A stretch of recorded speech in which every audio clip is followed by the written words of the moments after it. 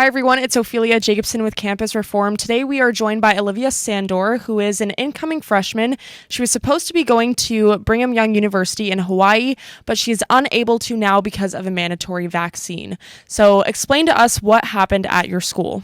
So, BYU-Hawaii has recently mandated the COVID-19 vaccine. That happened on June 16th, 2021. And for some people, that's great. If you want to get vaccinated, that's your own personal choice, but your medical decisions should be left up to you and your medical providers. So, I have Guillain-Barré syndrome, which is an autoimmune disease, and my sophomore year of high school, I was paralyzed from the waist down, and it was a really tough experience to go through, but I swear I survived by my faith, and that got me through. And so me and my doctors got together, and we decided it was best for me not to receive the COVID-19 vaccine. And we filled out a medical exemption form and submitted it to BYU-Hawaii, which is something that they made seem very, very accessible and like that they would give you one.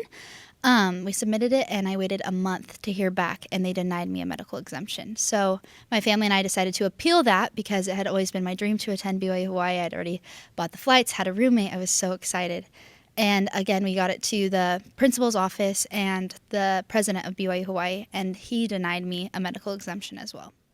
Do you know if they've made any other exemptions for anyone else? So far, we don't have any news that anyone has been accepted a medical or religious exemption. There is a Instagram account called BYU Hawaii Pro Health run by one of my great friends, and she did a poll on there, and everyone that has answered back has not been accepted this exemption. And so it's really difficult because there's tons of us that have been so excited and preparing to go, and now we can't. And they haven't offered it to anyone. And they've also submitted the message that they received from BYU Hawaii, and it's a very generic copy-paste email. And what inspired you to share your story? Obviously, it takes a lot of bravery and courage to, post on social media, and now you've gotten a lot of media attention for it. What prompted you to tell your story to the world, basically?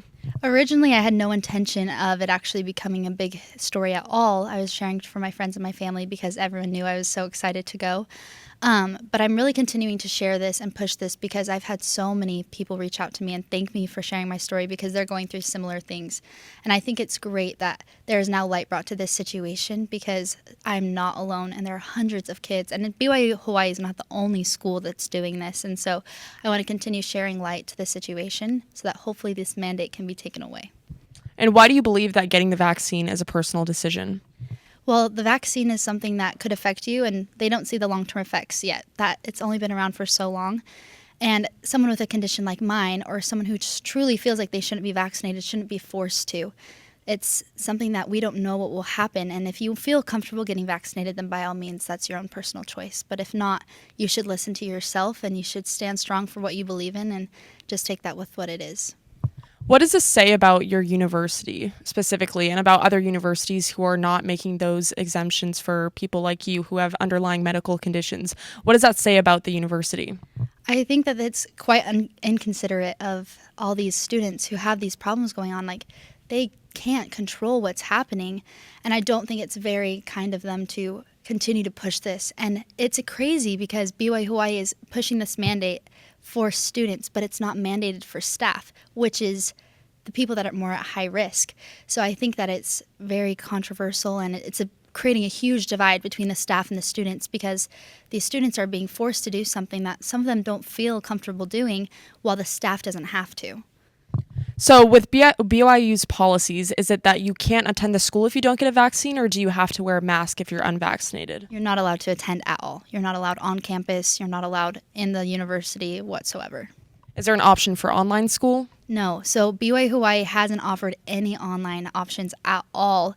They advise you to transfer to one of their online options through BYU, but it's not BYU Hawaii. So those who have done school there for forever now have to transfer. I have a friend who's a senior at BYU Hawaii and has one semester left, and they're making her transfer to a different school and then transfer back to BYU Hawaii to graduate from there, but the transfers, the credits won't transfer.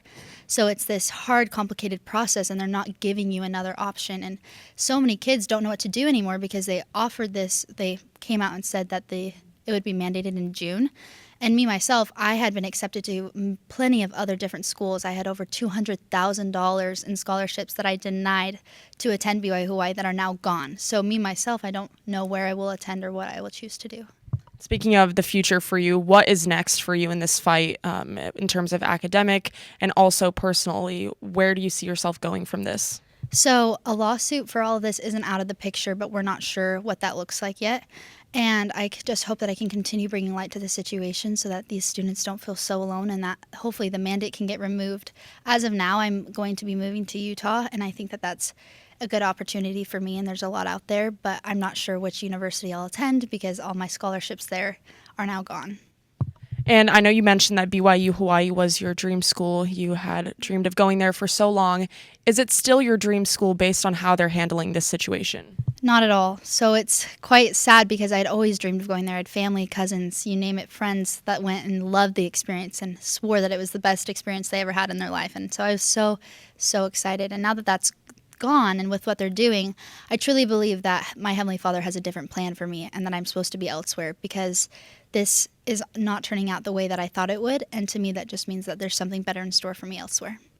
Well, thank you so much for sharing your story and being so courageous in this fight, that so many other students are facing as well. And we wish you all the best luck. And please keep us updated with where you go next.